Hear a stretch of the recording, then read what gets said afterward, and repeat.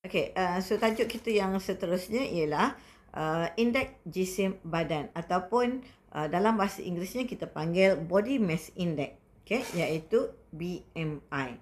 So cikgu tahu dah, kamu mesti tahu dah apa yang dikatakan dengan BMI. Okey, BMI ini ialah sebenarnya merujuk kepada formula yang berkaitan dengan jisim badan kita dengan ketinggian kita. Dia punya relationnya.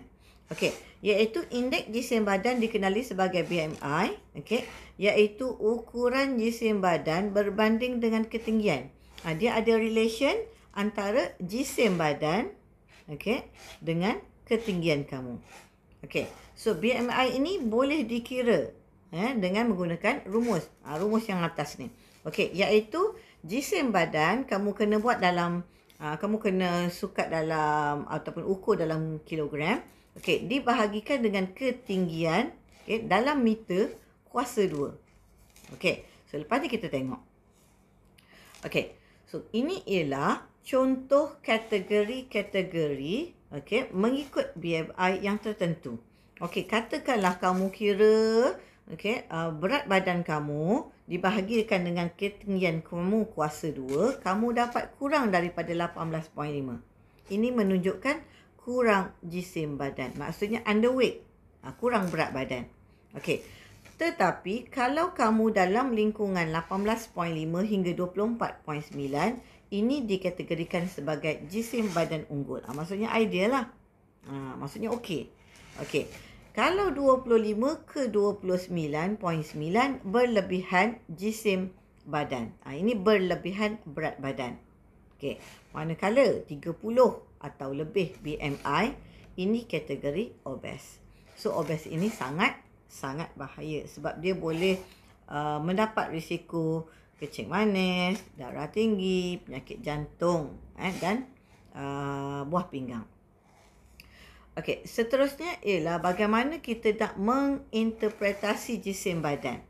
Okey, so menginterpretasi jisim badan iaitu dikata kalau jisim badan berlebihan menyebabkan masalah kesihatan yang serius. Apa contoh kesihatan yang serius? Okey, serangan jantung. Okey, tekanan darah tinggi, stroke, okey, diabetes mellitus. Ni kencing manis. Kencing manis ni. Okey, ataupun komplikasi sendi dan tulang. Okey, kenapa komplikasi sendi dan tulang? Sebab berat badan kita berlebihan. Okey, kalau yang kurang jisim badan pula, yang underweight, terlalu kurus, okey, boleh juga meningkatkan risiko seseorang untuk mendapat masalah kesihatan. Okey, contohnya seperti penyakit jantung, okey, penurunan daya tahan badan melawan penyakit. Maksudnya kejap-kejap sakit. Okey, keletihan. Maksudnya sebab dia punya jisim badan kurang, jadi dia cepat letih, anemia, kurang sel darah merah dan juga kemurungan. Maksudnya kamu tak boleh terlalu kurus, kamu tak boleh terlalu gemuk. Jadi dua-dua ni akan menyebabkan masalah kepada kamu. Okey, so namun begitu mencapai dan mengekalkan jisim badan unggul melalui pemakanan yang sihat mengikut piramid makanan itu adalah lebih baik. Okey, cara nak menambah jisim badan. Ini sekiranya kalau kamu mempunyai berat badan yang kurang. Okey, amalkan pemakanan yang sihat dan seimbang berpandukan piramid makanan. Okey, dan juga pinggan sihat Malaysia. Apa itu pinggan sihat Malaysia? Okey, kalau kamu rujuk dekat sini, okey, bahagian karbohidrat suku, bahagian protein suku pinggan, bahagian separuh pinggan lagi adalah diletakkan dengan sayur-sayuran, buah-buahan ataupun serat. Okey, ambil snack. Ini yang penting. Okey, ambil snack yang padat dengan nutrien bagi menambah kalori. Okey, apa contoh snack? Mungkin ke kacang, mungkin roti wholemeal yang disapukan dengan peanut butter yang no sugar, tak ada gula. Okey, so yang ini makan mengikut waktu yang tetap. Maksudnya sarapan pagi makan tengah hari, makan malam. Wajib ambil. Okey, snack bila? Pukul 10 pagi, pukul 4 atau 5 petang. Itu snack. Yang ini cikgu tulis kat sini. 10 pagi dengan pukul 5 petang. Ni.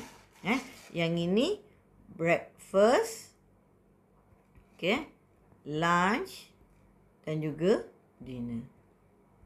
Okay. So, makan makanan yang berkhasiat lebih daripada biasa. Okay, apa makanan yang sihat tu? Contohnya buah-buahan, sayur-sayuran. Jangan pula pergi makan makanan junk food. Yang itu tak boleh nak menambahkan jisim badan.